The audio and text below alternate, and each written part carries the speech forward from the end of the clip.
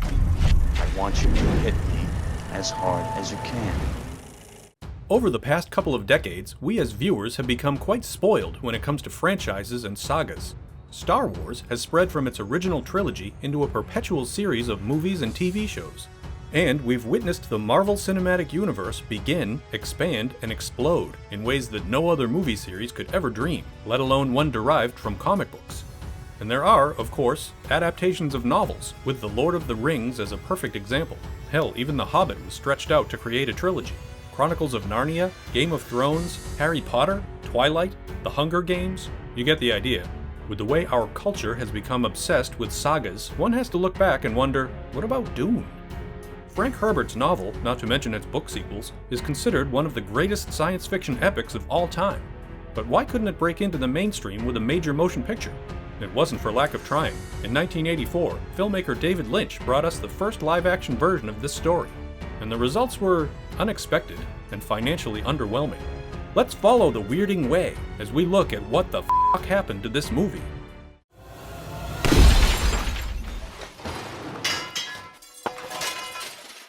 With 53 speaking roles, 25 leading roles, dozens of sets, hundreds of crew members, and thousands of extras, it's easy to categorize Dune as an absolute behemoth of a movie. It is, after all, based on the hefty novel Dune, which is, depending on the version, almost 900 pages. It has been referred to as the anti-Star Wars, where George Lucas succeeded in bringing science fiction to the masses with audience-friendly terms like lightsaber, X-wing, or blaster. Dune used words like mentats, Sardaukar, and prana bindu, and there's no period to catch up with these phrases. Like a longtime reader of the novels, the viewer of Lynch's Dune was expected to simply understand what the terms meant. The closest the film comes to giving terminology clues happens in strange voiceovers like this.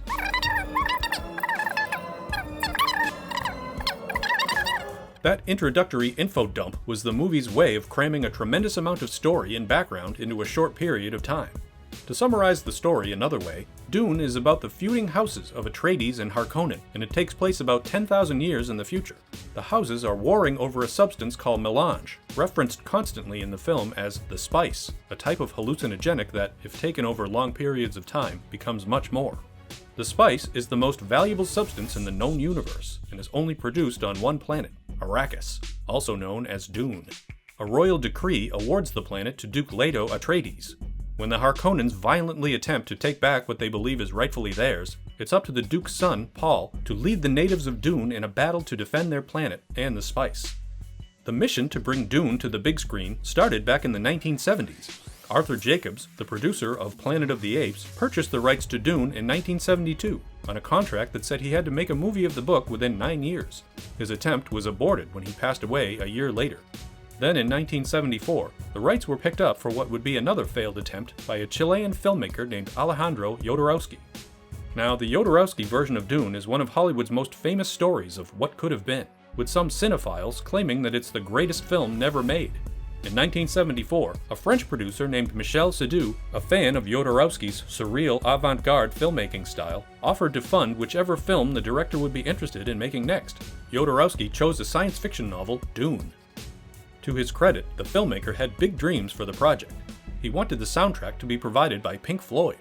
The design work was set to be done by French artist Moebius, British artist Chris Foss, and H.R. Giger, later famous for his alien designs. Jodorowsky had lofty goals for the film's cast as well. He wanted the main antagonist, Baron Harkonnen, to be portrayed by cinema giant Orson Welles. He approached Mick Jagger, David Carradine, and even artist Salvador Dali for starring roles in the film. Seydoux had rented a castle for Jodorowsky to reside in as he finished the script. He had storyboards and concept art. He had a verbal agreement from Salvador Dali, who requested $100,000 an hour to be in the film. Jodorowsky actually agreed to that. Sure, he ended up rewriting the part so that it would only require 1 hour of filming, but still, everything he needed was in place, except the money that a studio would provide. They were uneasy that this director could pull off such a feat. When they expressed a vision of Dune as a 2-hour film, Jodorowsky countered and said it would need to be at least 10 to 12 hours, and that's when executives pulled the plug. Nevertheless, his ambitious version of Dune is still discussed. There was even a 2013 documentary, aptly titled Jodorowsky's Dune, dedicated to his unsuccessful efforts. Even though Jodorowsky's film ultimately never came to be, its influence cannot be denied. Its effects team went on to make Alien with Ridley Scott. Jodorowsky and Moebius made a series of graphic novels based on his writing, called The Inkle. His screenplay was passed around Hollywood and went on to influence many other science fiction movies, like The Terminator, The Fifth Element, and Star Wars.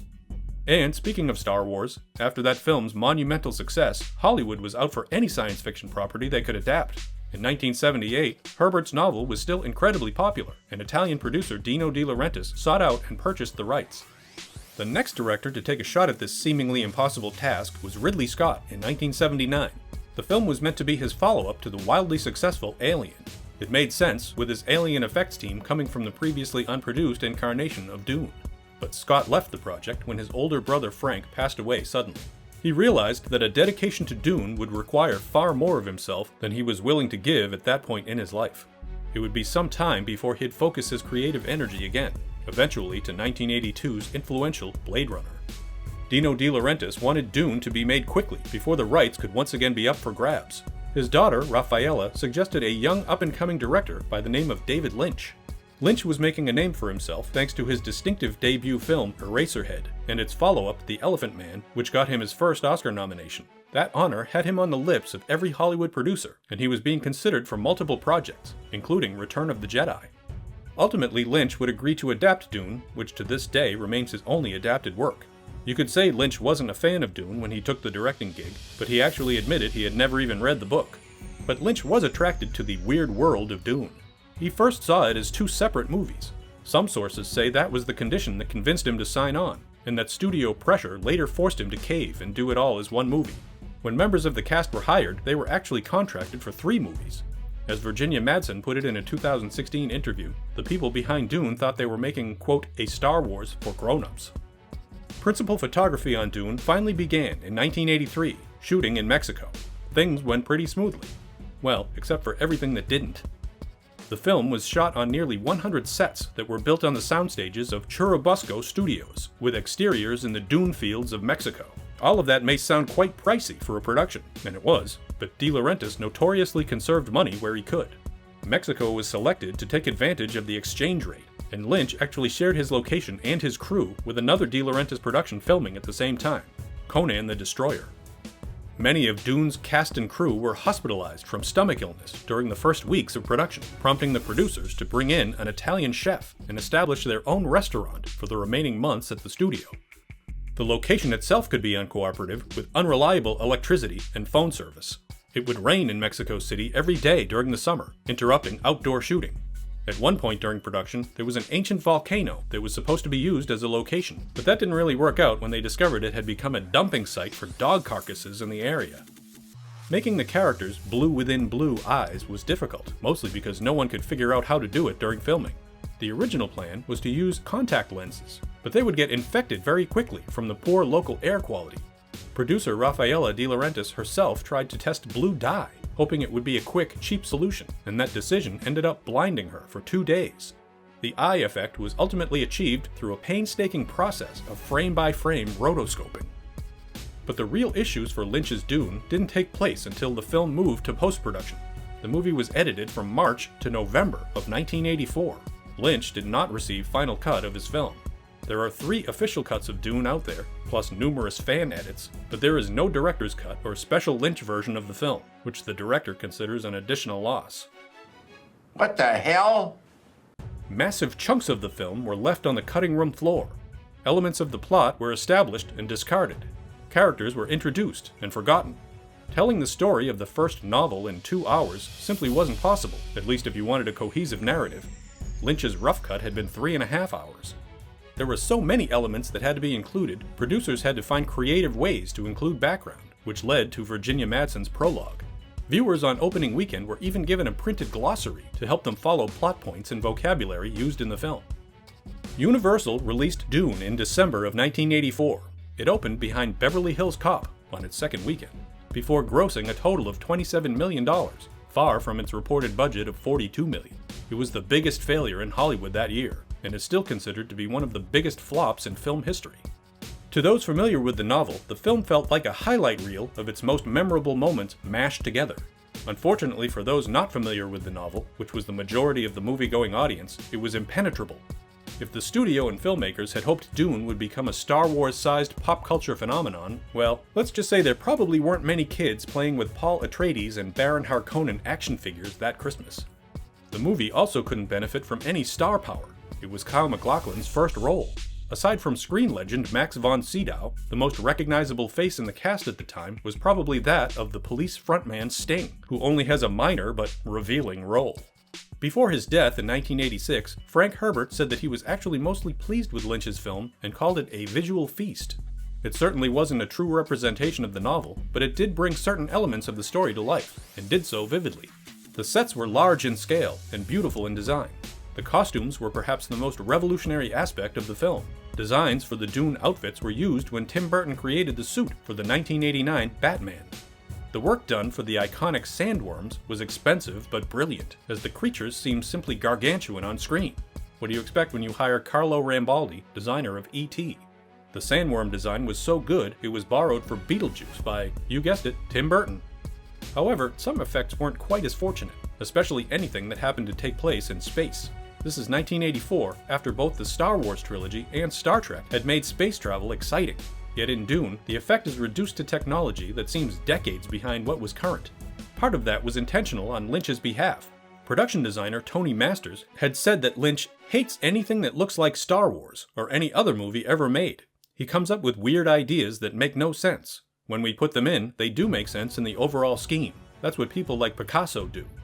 While the scope of the film is grand, it's also dimly lit and muted in color, also deliberate on Lynch's part.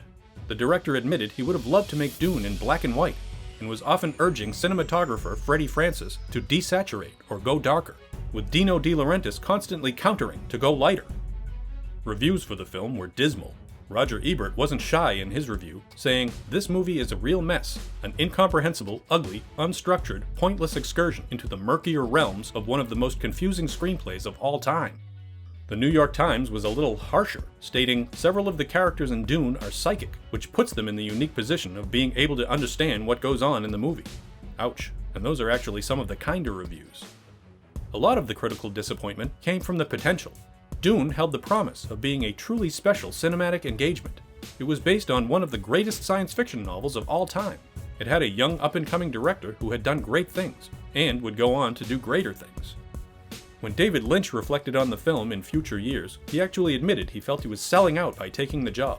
Not just for the money, but because he saw tremendous potential in what he could do creatively, and he'd have the budget to do it. Ultimately, not all of Dune was a failure for Lynch. It established his working relationship with Kyle MacLachlan, which eventually led to one of the most beloved television shows of all time. You gonna let me in on whatever the hell is going on here? Sheriff, we got a lot to talk about. In fact, Lynch's experience with Dune's budget almost assuredly helped inform exactly what he would need for the anticipated return of Twin Peaks, which itself carried a budget of $41 million, very close to Dune's 1984 budget. In his storied career, those two projects remain the largest budgets Lynch has ever had. Admittedly, Dune can be a difficult watch. Yet, even with its flaws, there's still something very compelling about it.